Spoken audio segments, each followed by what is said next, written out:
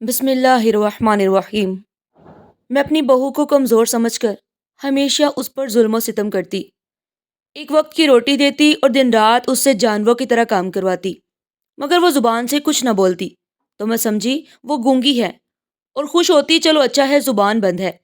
ایک روز جائیداد کے تنازع پر عدالت میں پیشی ہوئی۔ جب جج اندر داخل ہوا تو میرے پیروں تلے سے زمین نکل گئی، کیونکہ بہو جج کی کرسی پر بیٹھی پروکار انداز میں کیس سننے لگی اور مجھے رات کی خاموشی میں، جب سارا گاؤں گہری نیند میں تھا، میرا دل بے چین تھا۔ میں چارپائی پر لیٹی اپنی الجھنوں میں گم تھی کہ اچانک سرمد کی آواز نے ساری خاموشی کو توڑ دیا۔ اماں، کیا آپ جاگ رہی ہیں؟ میں نے سر اٹھا کر اسے دیکھا۔ اس کے چہرے پر سنجیدگی اور ہچکچاہٹ تھی، جیسے کوئی اہم بات کہنا چاہ رہا ہو لیکن الفاظ ڈھونڈ رہا ہو۔ جاگ رہی ہوں، کیا بات ہے؟ وہ آہستہ سے میرے قریب آیا اور نرمی سے بولا، اماں میں نے اپنی زندگی کے متعلق ایک فیصلہ کیا ہے۔ یہ جملہ میرے دل کو دھڑکا گیا۔ کیسا فیصلہ؟ میں نے جلدی سے پوچھا۔ اماں، میں نے ایک لڑکی پسند کی ہے اور میں اسی سے شادی کرنا چاہتا ہوں۔ اور اس کے الفاظ نے جیسے میرے وجود کو ہلا دیا۔ میری آنکھیں حیرت اور غصے سے پھیل گئی۔ کیا تم نے لڑکی پسند کی ہے؟ یہ تمہیں کیا سوچی؟ وہ میری نظروں کا سامنا کرتے ہوئے دھیرے سے بولا، اماں میں جانتا ہوں کہ آپ میرے لیے ہمیشہ سب سے اچھا چاہتی ہیں، لیکن یہ میری زندگی ہے اور میری خوشی اسی لڑکی کے ساتھ ہے۔ میرا دل جیسے دھڑکنا بھول گیا۔ میں نے ہمیشہ سوچا تھا کہ سرمد میرے ہر فیصلے پر سر جھکا لے گا، لیکن آج وہ میرے سامنے کھڑا اپنی مرضی کا اظہار کر رہا تھا۔ یہ لڑکی کون ہے؟ میرا کلیجہ سخت ہو چکا تھا۔ اماں، وہ بہت عزت دار اور نرم دل ہے۔ میں نے اسے بہت قریب سے جانا ہے اور اس کا خاندان۔ میں نے طنزی انداز میں پوچھا، کیا ان کے پاس دولت ہے؟ کیا وہ ہمارے برابر کے لوگ ہیں؟ کیا ان کا سٹیٹس ہمارے سٹیٹس کے ساتھ میچ کرتا ہے؟ سرمد چند لمحے خاموش رہا، پھر آہستہ سے بولا، اماں، وہ زیادہ امیر نہیں، لیکن وہ عزت دار لوگ ہیں۔ یہ سننا تھا کہ میرا صبر جواب دے گیا۔ تو تم چاہتی ہو کہ میری بہو ایک غریب گھر سے ہو؟ تمہیں ہماری عزت کا خیال نہیں؟ تمہیں اندازہ ہے کہ لوگ کیا کہیں گے؟ سرمد نے پرسکون لہجے میں کہا، اماں، لوگ کچھ بھی کہیں، لیکن میری خوشی تو اسی لڑکی میں ہے۔ یہ الفاظ میرے دل پر کسی زخم کی طرح لگے۔ میں نے اپنی زندگی اپنے بیٹے کے لیے قربان کر دی تھی، اسے محبت اور محنت سے بڑا کیا تھا، اور آج وہ میرے فیصلے کے خلاف جا رہا تھا۔ ٹھیک ہے، اگر یہی تمہارا فیصلہ ہے تو اپنی مرضی کر لو، لیکن یاد رکھو یہ ضد تمہیں مہنگی پڑے گی۔ میں نے اس کے جانے کے بعد اپنی آنکھیں بند کرنے کی کوشش کی، لیکن نیند کہیں دور تھی۔ دل میں عجیب بے سکونی تھی۔ میں نے سوچا یہ لڑکی میری زندگی میں ایک طوفان بن کر آئے گی، لیکن ماں کا دل ہار نہیں مانتا۔ میں نے فیصلہ کیا کہ میں خود اس لڑکی کو دیکھنے جاؤں گی اور دیکھوں گی کہ میرے بیٹے نے کس کا انتخاب کیا ہے۔ اگلی صبح میں نے فیصلہ کیا، میں خود اس لڑکی کے گھر جاؤں گی۔ اپنے بیٹے کی ضد کو سمجھنے اور اس لڑکی کو دیکھنے کے لیے میرا دل کہہ رہا تھا کہ کچھ ٹھیک نہیں، لیکن ایک ماں کب ہار مانتی ہے۔ میں نے اپنی چادر اوڑھی، دل میں غصہ اور بے بسی لیے اس کے گھر کی جانب چل پڑی۔ راستے پر میرے دماغ میں خیالات کا طوفان تھا۔ یہ لڑکی کون ہو سکتی ہے؟ کیا ایسا کیا ہے اس میں کہ میرا بیٹا اپنی ماں کو چھوڑ کر اس کے پیچھے جا رہا ہے؟ شاید وہ حسین ہو، لیکن خوبصورتی سے کیا ہوتا ہے؟ یہ لڑکی میرے بیٹے کے قابل نہیں ہو سکتی۔ گاؤں کی گلیاں جیسے میرے قدموں کے ساتھ خاموش تھی۔ دل میں ایک عجیب بے چینی تھی۔ میں بار بار خود کو سمجھانے کی کوشش کر رہی تھی کہ یہ سب صرف وقتی ہے، میرا بیٹا واپس میری بات مانے گا۔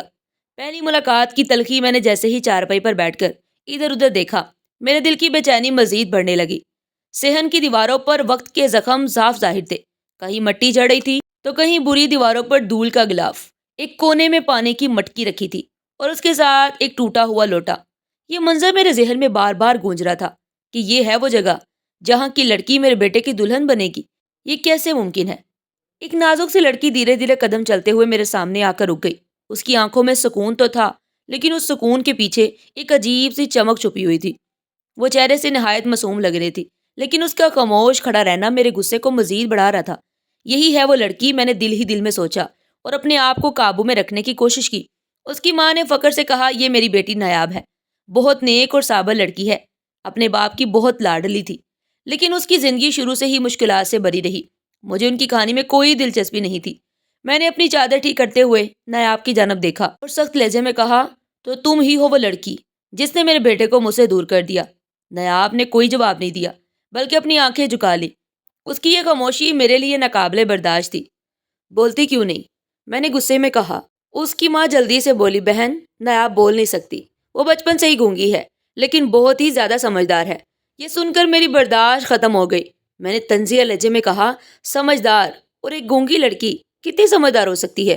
اور یہ لڑکی میرے بیٹے کی دلہن کیسے بن سکتی ہے؟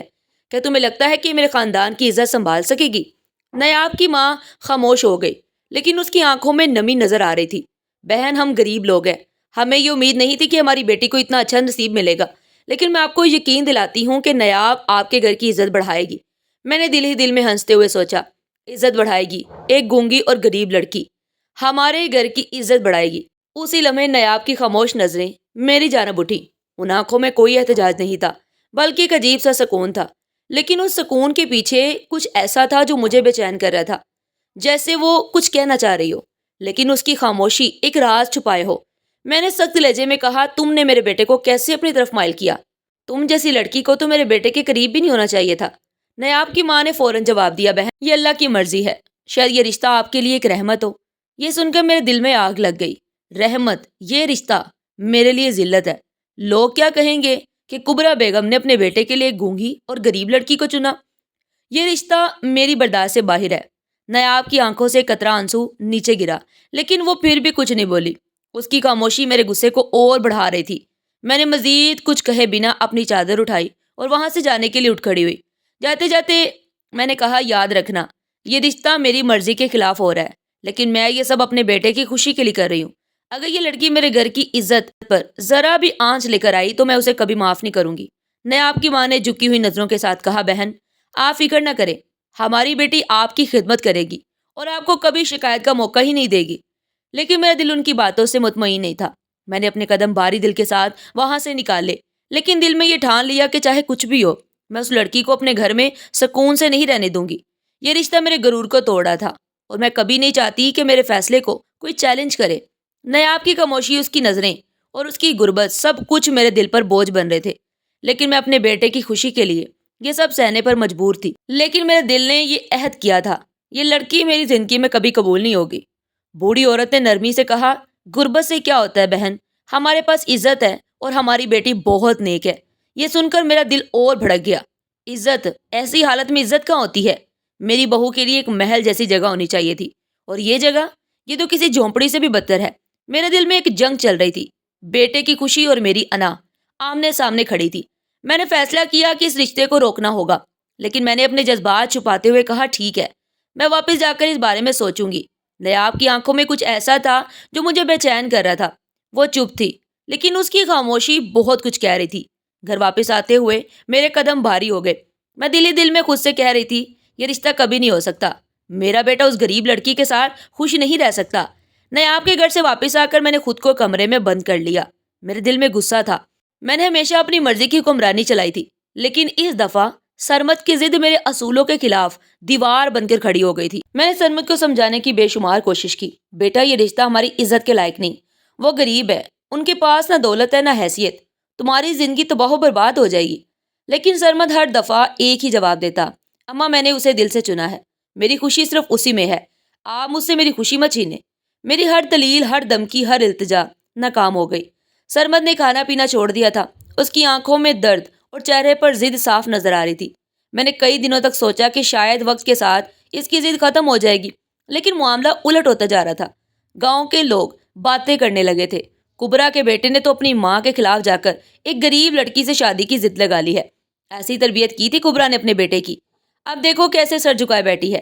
یہ باتیں میرے دل کو چھلنی کر رہی تھی۔ میں نے ہمیشہ اپنی عزت کو سب سے اوپر رکھا تھا، اور آج لوگ مجھ پر انگلیاں اٹھا رہے تھے۔ ایک روز سرمد میرے کمرے میں آیا، اس کے ہاتھ میں ایک چھوٹا سا بیگ تھا۔ اماں، اگر آپ میری خوشی نہیں مانیں گی تو میں اس گھر کو چھوڑ کر چلا جاؤں گا۔ یہ جملہ سنتے ہی میرا دل جیسے ٹوٹ گیا۔ سرمد، یہ تم کیا کہہ رہے ہو؟ تم اپنی ماں کو چھوڑنے کی باتیں کر رہے ہو؟ اس نے نظریں نیچی کر لی، لیکن اس کی آواز مضبوط تھی۔ اماں، میں آپ کے بنا نہیں رہ سکتا، لیکن اگر آپ میری خوشی کے راستے میں آئیں گی تو مجھے جانا پڑے گا۔ میرے ہاتھ کانپنے لگے۔ ایک ماں کے لیے اس سے بڑا صدمہ کیا ہو سکتا ہے کہ اس کا بیٹا اسے چھوڑنے کی باتیں کرے۔ اسی دن میں نے فیصلہ کر لیا، ٹھیک ہے سرمد، اگر تمہارے لیے اتنا ضروری ہے تو میں بارات لے کر جاؤں گی، لیکن یاد رکھو یہ میری زندگی کا سب سے مشکل ترین فیصلہ ہوگا۔ اس دن جب میں نے نیاب کے گھر بارات لے کر جانے کا فیصلہ کیا تو دل جیسے پتھر سا ہو گیا تھا۔ میرے چہرے پر مسکراہٹ کا کوئی نشان نہیں تھا۔ میں اپنی خودداری اور عزت کو دفن کر کے وہاں جا رہی تھی، صرف اپنے بیٹے کے لیے۔ بارات کے روز گاؤں کے سارے لوگ حیرت سے دیکھ رہے تھے۔ کبرا جیسی عورت جس نے ہمیشہ اپنی مرضی چلائی آج ایک غریب لڑکی کے گھر بھرات لے کر جا رہی ہے۔ یہ باتیں میرے دل پر زہر کی طرح لگ رہی تھی، لیکن میں نے خود کو سنبھالا۔ نیاب کے گھر پہنچ کر اس کی ماں نے عاجزی سے میرا استقبال کیا۔ آپ کا شکریہ کبرا بیگم کہ آپ نے ہمارے غریب گھرانے کو عزت دی۔ میں نے کچھ نہیں کہا، لیکن دل ہی دل میں سوچ رہی تھی یہ عزت نہیں بلکہ میری مجبوری ہے۔ میں یہاں صرف اپنے بیٹے کی ضد کے سامنے ہار مان کر آئی ہوں۔ بارات لے کر میں نیاب کو گھر لے آئی، لیکن دل میں اس کے لیے ایک لمحے کی بھی قبولیت نہیں تھی۔ شادی کے بعد گاؤں کے لوگوں نے ہمارا گھر گھیر لیا۔ ہر کوئی نیاب کو دیکھنا چاہتا تھا، لیکن ان کے چہروں پر سوالیہ نشان تھے۔ یہ ہے کبرا کی بہو۔ کبرا نے اپنے بیٹے کے لیے ایک غریب لڑکی چن لی۔ یہ تو خاندان کی روایت کے بالکل خلاف ہے۔ یہ باتیں سن کر میرا خون کھولنے لگا۔ میں نے فیصلہ کر لیا تھا کہ چاہے کچھ بھی ہو، میں نیاب کو اپنی زندگی میں کبھی قبول نہیں کروں گی۔ میری نظر میں وہ لڑکی ہمیشہ میرے بیٹے کو مجھ سے دور کرنے والی تھی، اور مجھے اس کا حساب برابر کرنا تھا۔ ہر طرف خوب چرچے ہونے لگے۔ ہمارے گھر پر لوگوں کی ٹک ٹکی بن گئی تھی۔ شادی میں ہم نے سب کو بلایا تھا اور ہر کسی نے اس لڑکی کو دیکھا بھی تھا، لیکن اب جب وہ دلہن بن کر ہمارے گھر آئی تھی تو لوگ باتوں کا موقع کہاں چھوڑتے ہیں۔ شادی میں ہر کوئی مجھے مبارکباد دینے کے ساتھ ساتھ سوالات بھی کرتا رہا۔ کبرا بہن، دلہن کیسا جہیز لائی ہے؟ یہ رشتہ تمہارے بیٹے کو کیسے ملا؟ لڑکی کے گھر والے تو زیادہ حیثیت والے نہیں لگتے۔ اس وقت میں نے ان سوالات کو نظر انداز کر دیا تھا، لیکن اب جب شادی کی گہما گہمی ختم ہو چکی تھی تو دل میں ان باتوں کا بوجھ بڑھتا جا رہا تھا۔ ایک روز میرے تمام قریبی رشتہ دار بہو کو دیکھنے کے لیے ہمارے گھر آئے۔ میری نند، دیورانی اور چند دوسرے دور کے رشتہ دار ایک ساتھ آئے۔ ان کے چہروں پر مسکراہٹ تو تھی، لیکن سوالات ان کے ذہنوں میں صاف نظر آ رہے تھے۔ میری نند، جو ہمیشہ ہر بات کو بڑھا چڑھا کر بیان کرتی تھی، دروازے سے اندر آتے ہی بولی، ارے کبرا بہن، مبارک ہو، آخر تم نے بھی بہو گھر لے ہی آئی۔ کہاں ہے وہ دلہن؟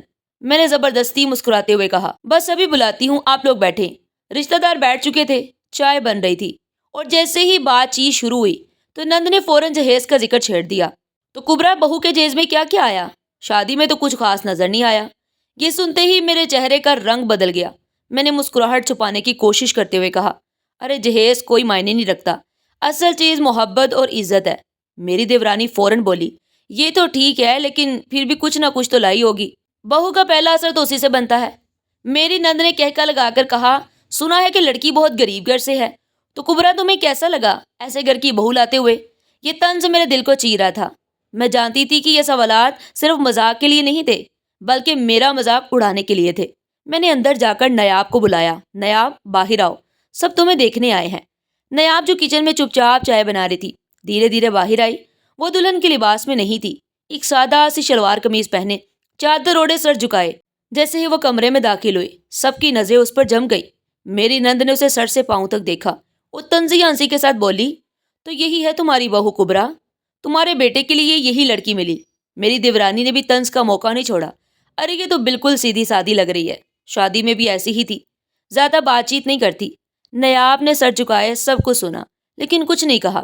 وہ خاموشی سے کھڑی رہی، جیسے ان باتوں کی اس کو عادت ہو، لیکن میری شرمندگی بڑھتی ہی جا رہی تھی۔ مجھے لگا کہ جیسے میری ناکامی کا مذاق اڑایا جا رہا ہو۔ کبرا، تمہاری بہو تو بہت چپ چاپ ہے، نند نے کہا، کیا یہ کچھ بولتی بھی ہے یا گونگی ہے؟ میری دیورانی نے کہکا لگایا، ارے ایسے لگتا ہے جیسے گھر کے کام میں تو یہ بہت ایکسپرٹ ہوگی۔ کبرا، کم از کم کام کروانے میں تو تمہیں سکون ملے گا۔ یہ سن کر میرا غصہ اور شرمندگی مزید بڑھ گئی۔ میں نے زبردستی مسکراتے ہوئے کہا، ہاں ہاں، یہ بہت صبر کرنے والی ہے، ایسی بہو کے نصیب کہاں ملتے ہیں۔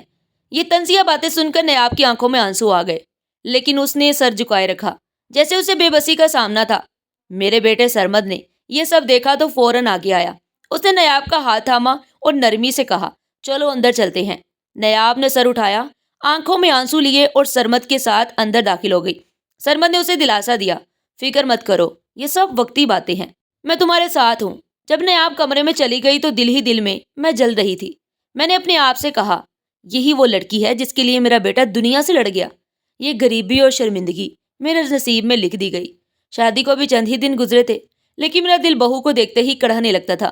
باہر سب کے سامنے میں نے اسے قبول کر لیا تھا، لیکن اندر ہی اندر میں نے فیصلہ کر لیا تھا کہ اسے زندگی کا مزہ ضرور چکھاؤں گی۔ اس کا آنا میرے غرور کے لیے چوٹ تھا، اور میں اسے کبھی قبول نہیں کر سکتی تھی اور نہ اسے کبھی معاف کر سکتی تھی۔ صبح کا وقت تھا، نیاب جلدی اٹھ کر کچن میں کام کر رہی تھی۔ اس کے ہاتھ چولہے پر تھے اور پسینے کی بوندیں اس کے ماتھے سے بہہ رہی تھی۔ میں نے کچن میں قدم رکھا اور دیکھتے ہی چیخ اٹھی، یہ کیا بنا رہی ہو؟ سالن تو جل رہا ہے۔ کچھ کام ڈھنگ سے کرتی ہو یا نہیں؟ نیاب نے گھبرا کر اپنی نظریں جھکا لی اور چولہے کو ٹھیک کرنے لگی۔ لیکن میری باتوں کا سلسلہ ختم نہیں ہوا۔ میں نے تمہارے جیسی نکمی لڑکی زندگی میں نہیں دیکھی، نہ شکل کی اچھی نہ کام کی۔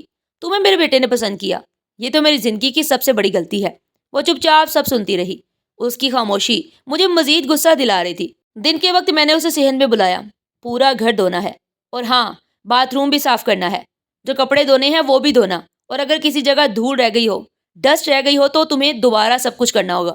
نیاب نے خاموشی سے سر ہلایا اور جھاڑو اٹھا کر کام شروع کر دیا۔ میں اسے مسلسل تنگ کرنے کے لیے کبھی کچن میں آواز دیتی، کبھی باہر، تاکہ وہ ایک لمحے کے لیے بھی سکون نہ لے سکے۔ ارے نیاب، یہ برتن کیوں نہیں دھلے؟ نیاب، تمہیں یہ بھی نہیں آتا؟ کپڑے کیسے دھوتے ہیں؟ یہ جھاڑو دینے کا انداز ہے، کچھ سلیقہ طریقہ تو سیکھ لو۔ شام کو سرمد گھر آیا تو میں نے فوراً اپنا لہجہ تبدیل کر لیا۔ جیسے ہی اس نے نیاب کو کچن میں دیکھا، میں مسکرا کر بولی، نیاب بیٹا، تم تو کام میں اتنی لگی ہوئی ہو، ذرا آرام تو کر لو۔ سرمد نے میری بات سن کر حیرت سے کہا، اماں، آپ اتنی محبت سے بات کر رہی ہیں، مجھے خوشی ہو رہی ہے کہ آپ نیاب کو اپنا رہی ہیں۔ میں دل ہی دل میں ہنس رہی تھی، یہ تو گونگی ہے، اسے کیا پتا کہ میں پیٹھ پیچھے کیا کہتی ہوں، اسے تو اپنی شکایت بھی کرنا نہیں آتی۔ سرمد کے جانے کے بعد میں نے دوبارہ اپنی اصل شکل دکھائی۔ یہ مت سمجھنا کہ میرے سامنے خاموش رہنے سے سب کو ٹھیک ہو جائے گا۔ تم اس گھر کی بہو ہو، لیکن میری مرضی کے بنا تم یہاں کچھ نہیں کر سکتی۔ نیاب کے آنکھوں میں آنسو تھے، لیکن اس نے کچھ نہیں کہا۔ وہ چپ چاپ اپنے کام میں لگی رہی، جیسے وہ اپنے جذبات کو اندر ہی اندر دفن کر رہی ہو۔ رات کو جب سب سو گئے، نیاب کمرے میں بیٹھی رو رہی تھی۔ وہ اپنے دل کی بات زبان پر لانا چاہتی تھی، لیکن اس کی خاموشی اس کی سب سے بڑی رکاوٹ تھی۔ وہ سوچ رہی تھی کہ میں کس سے کہوں، کون میری بات سمجھے گا؟ اماں جان تو مجھے ہر بات پر تانا دیتی ہیں، اور سرمد، وہ مجھے سنیں گے لیکن شاید میری حالت کو نہیں سمجھ سکیں گے۔ اس کے آنسو تکیے میں جذب ہو رہے تھے، لیکن اس کے دل کا بوجھ کم نہیں ہو رہا تھا۔ دوسرے روز میں نے اس پر ایک اور ظلم کیا۔ میں نے جان بوجھ کر اسے جھوٹے کاموں میں الجھانا شروع کر دیا۔ یہ سالن دوبارہ بناؤ، یہ ٹھیک نہیں بنا، یہ جھاڑو دوبارہ دو، صحن میں کچرا رہ گیا ہے۔ میں نے یہ سب اس لیے کیا کیونکہ میں چاہتی تھی کہ وہ تھک آ کر خود ہی ہمارے گھر سے چلی جائے، لیکن وہ صبر کی مورت بنی ہر کام کرتی جا رہی تھی۔ شام کو سرمد واپس آیا تو اس نے دیکھا کہ نیاب کی حالت بگڑتی جا رہی ہے۔ اس کے ہاتھ تھکن سے کانپ رہے تھے اور اس کی آنکھیں لال ہو چکی تھی۔ نیاب، کیا ہوا؟ سرمد نے فکر مندی سے پوچھا۔ نیاب نے سر جھکایا اور کچھ نہیں کہا۔ وہ اپنی تکلیف زبان پر نہیں لا سکتی تھی۔ سرمد نے اس کے قریب بیٹھ کر کہا، میں جانتا ہوں کہ گھر تمہارے لیے نیا ہے، لیکن مجھے یقین ہے کہ تم سب ٹھیک کر لو گی۔ یہ سن کر نیاب کی آنکھوں میں آنسو آ گئے۔ سرمد نے اسے دلاسا دیتے ہوئے کہا، پریشان مت ہو، میں تمہارے ساتھ ہوں۔ میں نے یہ سب دور سے دیکھا اور دل ہی دل میں سوچا، یہ گونگی لڑکی میرے بیٹے کے دل میں اپنی جگہ بنا رہی ہے، لیکن اسے نہیں پتا کہ میری مرضی کے بنا وہ یہاں کچھ نہیں کر سکتی۔ نیاب کی خاموشی میری جیت تھی۔ مجھے یقین تھا کہ وہ اپنی بے بسی کو کبھی ظاہر نہیں کر سکتی۔ یہ گونگی ہے، اس کی آواز کوئی نہیں سنے گا، اور میں اس گھر کی ملکہ ہمیشہ اپنی مرضی چلاؤں گی۔ لیکن مجھے نہیں پتا تھا کہ اس کی خاموشی میں ایک راز چھپا تھا جو میری زندگی کو بدل کر رکھ دے گا۔ نیاب کی طبیعت دن بدن بگڑتی ہی جا رہی تھی۔ وہ کام کرتے ہوئے لڑکھڑا جاتی، لیکن پھر بھی اپنی خاموشی کے حصار میں بندھی رہتی۔ اس کی پیلی صورت اور کمزور جسم دیکھ کر مجھے کوئی ترس نہیں آتا تھا، بلکہ میں اس کی حالت کو اپنے حق میں استعمال کرنے کے بہانے تلاش کر رہی تھی۔ ایک روز میں نے سرمد سے کہا، بیٹا، تم نے تو مجھے سمجھایا تھا کہ نیاب تمہارے لیے خوشیوں کا باعث بنے گی، لیکن یہ تو بیمار ہو کر گھر کا بوجھ بن گئی ہے۔ سرمد نے نرمی سے جواب دیا، اماں، نیاب بیمار ہے، اسے آرام کی ضرورت ہے، میں اسے ڈاکٹر کے پاس لے جاؤں گا۔ یہ سن کر میرے دل میں آگ لگ گئی۔ ڈاکٹر کے پاس لے جاؤ؟ کیا یہ تمہاری ذمہ داری ہے؟ میری ساری زندگی بیماریوں سے لڑتے گزری، لیکن میں نے کبھی کسی کے آگے ہاتھ نہیں پھیلائے۔ اسی شام صبا ہمارے گھر آئی۔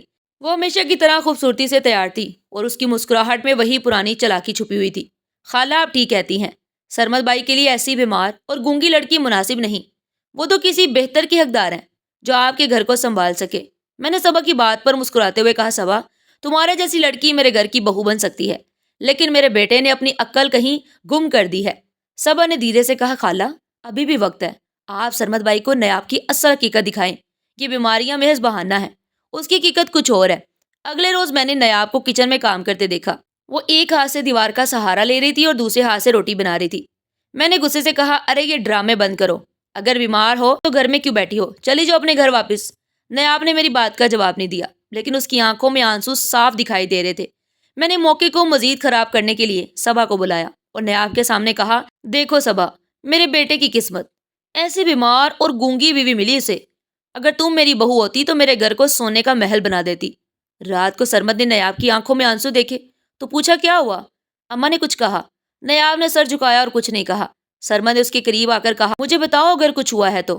میں دروازے کے پیچھے کڑی سب کچھ سن رہی تھی، دل ہی دل میں سوچا یہ تو گونگی ہے، کچھ نہیں بولے گی، سرمد جتنا مرضی پوچھ لے یہ زبان کھولنے والی نہیں۔ اگلے روز صبا نے مجھے ایک نیا مشورہ دیا، خالہ آپ نیاب کی بیماری کو بہانہ بنا کر سرمد بھائی کو قائل کریں کہ یہ لڑکی ان کے لیے مناسب نہیں۔ آپ کہیں کہ یہ لڑکی بول نہیں سکتی، نہ صحت مند ہے اور نہ آپ کے گھر کے معیار پر پورا اترتی ہے۔ میں نے صبا کی بات ماننے کا فیصلہ کر لیا۔ میں نے سرمد سے کہا بیٹا تمہیں یہ سمجھنا ہوگا کہ نیاب تمہارے ساتھ زندگی گزارنے کے لائق نہیں، وہ بیمار ہے اور اس کی حالت دن بہ دن بگڑ رہی ہے، مجھے لگتا ہے کہ تمہارے نصیب پر بوجھ ہے۔ سرمد نے میری بات کو نظر انداز کرتے ہوئے کہا اما نیاب میری ذمہ داری ہے، آپ جو چاہیں کہیں، میں اسے نہیں چھوڑوں گا۔ یہ سن کر میرا دل جل کر رہ گیا۔ میں نے صبا سے کہا یہ سب تمہاری کوششوں کے باوجود سرمد میری بات نہیں مان رہا، ہمیں کچھ اور کرنا ہوگا۔ نیاب کی راتوں کی خاموش سرگرمیاں میرے دل میں شکوک پیدا کرنے لگی تھی۔ وہ اکثر رات دیر تک جاگتی رہتی اور کبھی کبھار چپکے سے کمرے سے باہر نکل جاتی۔ اس کے قدموں کی آہٹ صحن میں سنائی دیتی، لیکن جب میں دیکھنے جاتی تو وہ یا تو کمرے میں واپس آ چکی ہوتی یا کسی کونے میں بیٹھی غائب ہو جاتی۔ یہ باتیں میرے دل میں عجیب سے وسوسے پیدا کر رہی تھی، لیکن میں کچھ بھی ثابت نہیں کر سکتی تھی۔ ایک رات میں گہری نیند میں تھی، لیکن اچانک ایسا لگا جیسے صحن میں کوئی چل رہا ہو۔ ایک عجیب سی آہٹ نے مجھے جگا دیا۔ پہلے تو سوچا کہ شاید میرا وہم ہو، لیکن جب دوبارہ کان لگا کر سنا تو محسوس ہوا کہ صحن میں واقعی کوئی موجود ہے۔ دل میں بے چینی ہونے لگی۔ میں نے چادر اٹھائی اور آہستگی سے چارپائی سے اترتے ہوئے خود سے کہا یہ اس وقت کون ہو سکتا ہے؟ صحن کی جانب جان کر دیکھا تو نیاب کی دھندلی سی پرچھائی نظر آئی۔ وہ دبے قدموں صحن کے ایک کونے کی طرف جا رہی تھی۔ یہ اس وقت کیا کر رہی ہے؟ رات کے اس پہر صحن میں کیوں جا رہی ہے؟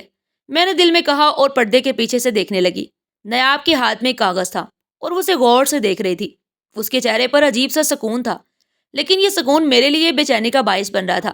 اچانک گیٹ پر ہلکی سی آواز آئی، جیسے کسی نے دروازہ کھولا ہو۔ میری سانس رک گئی۔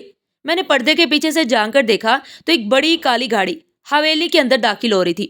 دل کی دھڑکن تیز ہو گئی۔ یہ وقت اور یہ حالات، کوئی گاڑی کیوں آئی؟ میں نے خود سے کہا اور مزید نزدیک ہو کر دیکھنے لگی۔ گاڑی سے ایک عورت اتری جس کی شخصیت میں رعب اور دبدبا تھا۔ وہ نیاب کی جانب بڑھی اور کہا میڈم سب تیار ہے۔ یہ سن کر میرے قدم جیسے جم سے گئے۔ میڈم؟ یہ نیاب کو میڈم کیوں کہہ رہی ہے؟ یہ سب کیا ہو رہا ہے؟ میرے دل میں سوالات کا طوفان اٹھ کھڑا ہوا۔ یہ منظر میرے لیے ناقابل یقین تھا۔ میرے ذہن میں سوالات اٹھنے لگے۔ یہ عورت کون ہے؟ نیاب کو میڈم کیوں کہہ رہی ہے؟ اور یہ بڑی گاڑی کس کی ہے؟ جب میں نے نیاب سے اس کے متعلق پوچھا تو اس نے ہمیشہ کی طرح خاموشی اختیار کی، لیکن اس کی یہ چپ میرے بے چینی کو اور بڑھا رہی تھی۔ میرے دل میں اب یہ یقین بیٹھ چکا تھا کہ نیاب کچھ نہ کچھ چھپا رہی ہے اور میں اس راز کو ضرور جان کر رہوں گی۔ مگر جیٹ کے جھگڑوں نے مجھے نیاب کی ان سرگرمیوں کا پیچھا کرنے ہی نہ دیا اور وہ میرے صحن میں آئے روز جھگڑے کرنے پہنچ جاتا۔ گھر کے صحن میں آج بھی ماحول غیر معمولی طور پر گرم تھا۔ جیٹ کی آواز گونج رہی تھی اور میری برداشت کا پیمانہ لبریز ہو رہا تھا۔ کبرا، یہ زمین تمہاری نہیں، تمہیں اپنے شوہر کے بعد کچھ نہیں ملا۔ جیٹ نے اپنی مٹھی میز پر مارتے ہوئے کہا۔ میرا خون کھول رہا تھا۔ یہ زمین میرے شوہر کی محنت سے بنی ہے اور اس پر تمہارا کوئی حق نہیں۔ میں نے تلخی سے جواب دیا۔ جیٹ کی آنکھوں میں نفرت تھی۔ تم عورت ہو، اپنی حیثیت میں رہو، زمین کے فیصلے مرد کرتے ہیں۔ اس جملے نے مجھے جھنجھوڑ کر رکھ دیا۔ میری آنکھوں میں آنسو آ گئے، لیکن میں نے خود کو سنبھالا۔ عورت ہوں تو کیا ہوا، حق لینا جانتی ہوں۔ یہ زمین میری ہے اور یہی سچ ہے۔ بحث تیز ہوتی جا رہی تھی۔ میرے جیٹ نے ہاتھ اٹھا کر کہا اگر تمہیں اتنا شوق ہے تو عدالت چلی جاؤ، لیکن یاد رکھو تمہارے پاس کچھ ثابت کرنے کو نہیں۔ میں نے اپنی مٹھی بھینچ لی۔ ٹھیک ہے، عدالت ہی جائیں گے، وہاں فیصلہ ہوگا کہ یہ زمین کس کی ہے۔ گھر کے دوسرے افراد ہماری بحث سن رہے تھے۔ نیاب جو کچن میں چپ چاپ کھڑی تھی، سر جھکائے ہماری باتیں سن رہی تھی۔ اس کا چہرہ ہمیشہ کی طرح خاموش تھا، لیکن اس کی آنکھوں میں کچھ ایسا تھا جو میں سمجھ نہیں پائی۔ اگلے روز میں نے کاغذات جمع کیے اور عدالت کی طرف کا رخ کیا۔ میرے دل میں غرور تھا، میں یہ کیس جیت جاؤں گی۔ میرے جیٹ کو پتہ چل جائے گا کہ کبرا اپنی بات سے کبھی پیچھے نہیں ہٹتی۔ عدالت کے باہر میرے جیٹ کھڑے تھے۔ وہ طنزیہ مسکراہٹ کے ساتھ بولے تم نے تو آ کر ہماری عزت کا تماشا بنا دیا، دیکھتے ہیں کیا تم یہاں کچھ حاصل کر پاتی ہو۔ میں نے سخت لہجے میں جواب دیا، یہی دیکھنے آئے ہیں کہ کون جیتے گا۔ عدالت کے اندر قدم رکھتے ہی میرا بھروسہ اور مضبوط ہو گیا۔ میں نے سوچا یہاں انصاف ہوگا، حق میرا ہے اور کوئی اسے مجھ سے چھین نہیں سکتا۔ کمرے میں لوگ موجود تھے۔ جج کی آمد کا اعلان ہوا۔ جج صاحب آ رہے ہیں۔ میں نے بے چینی سے دروازے کی جانب دیکھا، دل میں دعائیں کر رہی تھی کہ فیصلہ میرے حق میں ہو۔ دروازہ کھلا اور جج کرسی پر آ کر بیٹھا۔ میں نے نظر اٹھا کر دیکھا اور میرے دل کی دھڑکن رک گئی۔ یہ نیاب، وہی نیاب جسے میں نے ہمیشہ کمزور سمجھا، وہی نیاب جسے میں نے گونگی سمجھ کر ہر ظلم سہنے پر مجبور کیا، آج وہ جج کی کرسی پر بیٹھی تھی، میرے سامنے انصاف کی کرسی پر۔ میرے قدم لڑکھڑا گئے، زبان بند ہو گئی، دل میں سوالات کا طوفان تھا کہ کیسے ممکن ہے، یہ جج کیسے بن گئی، یہ تو کچھ بول بھی نہیں سکتی تھی۔ نیاب نے اپنی نظر اٹھا کر میری جانب دیکھا، اس کی آنکھوں میں سکون تھا، لیکن وہ سکون میرے لیے ایک چیخ جیسا تھا۔ میرے ذہن میں اس کے ساتھ کیے گئے ظلم کی یادیں تیزی سے آنے لگی۔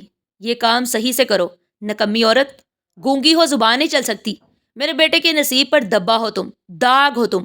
لیکن آج وہی گونگی عورت میرے حق میں یا میرے خلاف فیصلہ دینے والی تھی۔ عدالت میں موجود ہر شخص میری جانب ہی دیکھ رہا تھا، مجھے یوں لگ رہا تھا کہ جیسے زمین میرے نیچے سے کھسک رہی ہو۔ میری آنکھوں میں شرمندگی کے آنسو تھے، لیکن زبان بند۔ نیاب نے اپنی کرسی پر بیٹھ کر کاغذات کی جانب دیکھا اور کہا، شروع کریں۔ اس کی مضبوط آواز نے مجھے جھنجھوڑ دیا۔ یہ بول سکتی ہے کہ جج کیسے بنی، یہ میرے ساتھ کیوں بیٹھی ہے؟ یہ سوالات میرے دل میں توڑے کی طرح بج رہے تھے۔ میں جانتی تھی میرا سامنا اب صرف جائیداد کے کیس سے نہیں، بلکہ اپنے کیے گئے ظلم کے حساب سے بھی ہونے والا تھا۔ میری آنکھیں پتھر ہو گئیں، قدم لڑکھڑانے لگے۔ نیاب نے اپنی نظریں جھکا کر کاغذات پر نظر ڈالی، لیکن وہ جانتی تھی کہ میں یہاں ہوں۔ اس نے کوئی جذبات ظاہر نہیں کیے، لیکن اس کا سکون میرے دل پر ہتھوڑے کی طرح لگ رہا تھا۔ کمرہ عدالت میں خاموشی چھا گئی۔ میرے جیٹ کے چہرے پر ایک شیطانی مسکراہٹ تھی۔ کبرا، اب دیکھتے ہیں تمہارے کیس کا کیا بنتا ہے۔ اس کی آواز کانوں میں گونجی، لیکن میں جواب دینے کے بالکل بھی قابل نہیں تھی۔ اس لمحے میرا ذہن ماضی کے ظلم و ستم کی یادوں میں ڈوب گیا۔ وہ لمحے جب میں نے نیاب پر چیختے ہوئے کہا، تم نکمی ہو، تمہاری جگہ اس گھر میں نہیں، میرے بیٹے کے نصیب پر بدقسمتی بن کر آئی ہو۔ مجھے وہ دن بھی یاد آیا جب نیاب بیمار تھی اور میں نے اسے کچن میں کام کرنے پر مجبور کیا تھا۔ یہ سب بہانے ہیں کام سے بچنے کے لیے، میں نے تنزن کہا تھا۔ آج وہی نیاب جسے میں نے حقیر سمجھا، کمتر سمجھا، میری قسمت کا فیصلہ کرنے بیٹھی تھی۔ عدالت کے عملے نے کیس کی تفصیلات پڑھنا شروع کی، لیکن میرے کان سننے سے انکاری ہو گئے۔ میری نظریں نیاب کے چہرے پر جمی تھی اور میرا دماغ ماضی کے سائے میں قید ہو چکا تھا۔ یہ سب کیسے ہوا؟ میں نے اپنے آپ سے سوال کیا۔ یہ تو میری بہو تھی، ایک گونگی، کمزور، بے بس لڑکی، جج کیسے بن گئی؟ نیاب نے پہلی دفعہ اپنی نظریں اٹھائی اور ہماری آنکھیں ملی۔ اس کی آنکھوں میں وہی سکون تھا، لیکن آج اس کی آنکھوں میں وہی سکون تھا۔ وہ کچھ نہیں بولی، لیکن اس کی خاموشی نے میری روح کو جھنجھوڑ کر رکھ دیا۔ عدالت میں کارروائی جاری تھی، لیکن میرے لیے وقت جیسے رک چکا تھا۔ جیٹ نے اپنی بات شروع کی، لیکن میرا دماغ ان الفاظ کو سننے سے انکار کر رہا تھا۔ میرے لیے صرف ایک ہی حقیقت تھی، اور وہ نیاب کی کرسی پر موجود کی۔ ہر جملے کے ساتھ میری بے بسی بڑھتی جا رہی تھی، میرے ہاتھ سرد ہو رہے تھے، اور دل میں یہ احساس شدت سے اختیار کر رہا تھا کہ جو کچھ میں نے نیاب کے ساتھ کیا، اس کا حساب آج مجھ سے لیا جائے گا۔ نیاب نے پہلی دفعہ کمرہ عدالت میں بولنا شروع کیا۔ اس کی آواز دھیمی تھی لیکن مضبوط تھی۔ یہ عدالت ہے اور یہاں صرف حق کی بات ہوگی۔ یہ جملہ سن کر میری آنکھوں سے آنسو بہنے لگے اور میری شرمندگی کو مزید بڑھا گیا۔ میں نے نظر اٹھا کر نیاب کو دیکھا، جو بدستور خاموشی سے کیس کی کارروائی میں مصروف تھی۔ میں کہاں چھپوں؟ میرے دل میں یہی سوال گونج رہا تھا۔ میری تمام سازشیں آج بے نقاب ہو رہی ہیں۔ نیاب نے کاغذات کو پلٹا اور کیس کی تفصیلات بیان کرنے لگی، لیکن جیسے ہی وہ بولتی رہی مجھے ایک اور بات سمجھ آنے لگی۔ یہ کیس صرف جائیداد کا نہیں تھا، یہ میرے ماضی کے ہر ظلم کا حساب تھا۔ نیاب کی آواز میں وہ بھروسہ تھا جسے میں نے کبھی پہچانا ہی نہیں۔ وہ بول رہی تھی اور اس کے ہر لفظ کے ساتھ میرا دل مزید بھاری ہو رہا تھا۔ جیٹ نے طنزیہ لہجے میں کہا، کبرا، اب تمہارے تمام فیصلے اس کے ہاتھ میں ہیں جسے تم نے کبھی عزت نہیں دی۔ یہ دن صرف عدالت کا نہیں تھا، یہ میرا مکافات عمل تھا۔ وہ ظلم، وہ طنز، وہ حقارت جو میں نے نیاب کے ساتھ کی، آج ایک شیشہ بن کر میرے سامنے آ گئی۔ نیاب کی نظر ایک دفعہ پھر مجھ پر پڑی۔ اس کی آنکھوں میں وہ سکون تھا جسے وہ میری حالت کو اچھی طرح سمجھ رہی ہو، لیکن آج وہ سکون میرے دل کو چیر رہا تھا۔ کچھ وقت کی بریک کے بعد عدالت دوبارہ شروع ہوئی۔ نیاب نے کمرہ عدالت میں بیٹھے ہوئے سب کو دیکھا اور مضبوط لہجے میں کہا، حقائق پر مبنی فیصلہ ہوگا، یہاں ذاتی اختلافات کی جگہ نہیں۔ میرا دل زور سے دھڑک رہا تھا۔ نیاب نے اپنا فیصلہ سنانا شروع کیا۔ عدالت میں جائیداد کا مقدمہ اپنے اختتام کو پہنچ رہا تھا۔ نیاب نے تمام دلائل اور ثبوت سننے کے بعد فیصلہ سنانے کے لیے کاغذات کھولے۔ کمرہ عدالت میں مکمل خاموشی چھا گئی۔ میری نظریں نیاب پر جمی تھی اور دل خوف اور شرمندگی کے احساس سے لرز رہا تھا۔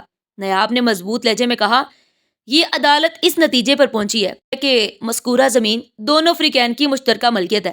زمین کو برابر تقسیم کیا جائے گا اور ہر فریق اپنے حصے کی قانونی ذمہ داری پوری کرے گا۔ یہ فیصلہ میرے غرور پر ایک وار تھا۔ میں نے سوچا تھا کہ یہ زمین مکمل طور پر میرے نام ہوگی، لیکن نیاب نے میرے حق میں فیصلہ نہیں دیا۔ عدالت سے باہر نکلتے ہوئے میرے قدم لڑکھڑا رہے تھے۔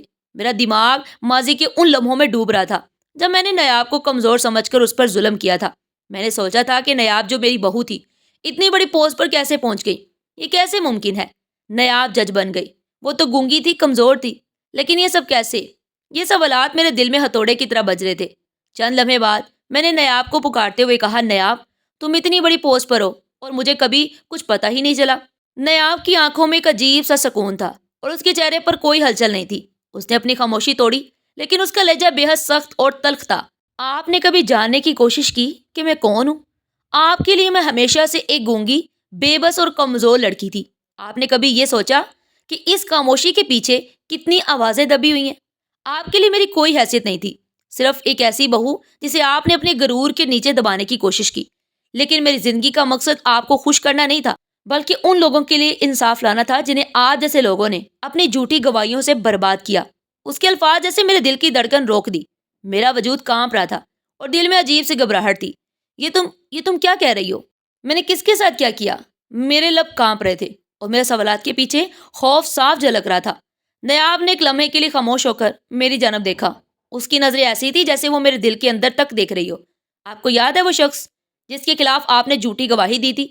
وہ شخص جسے آپ کے ایک جھوٹ نے مجرم ثابت کر دیا تھا۔ میرے ذہن میں ماضی کی دھندلی یادیں ابھرنے لگی۔ وہ ایک کیس تھا جس میں پیسوں کے لالچ میں آ کر میں نے جھوٹ بولا تھا، لیکن میں نے کبھی یہ نہیں سوچا تھا کہ اس جھوٹ کا کسی کی زندگی پر کیا اثر پڑے گا۔ وہ کون تھا؟ میری زبان لڑکھڑا رہی تھی۔ نیاب نے گہری سانس لی اور سرد لہجے میں کہا، وہ میرے والد تھے۔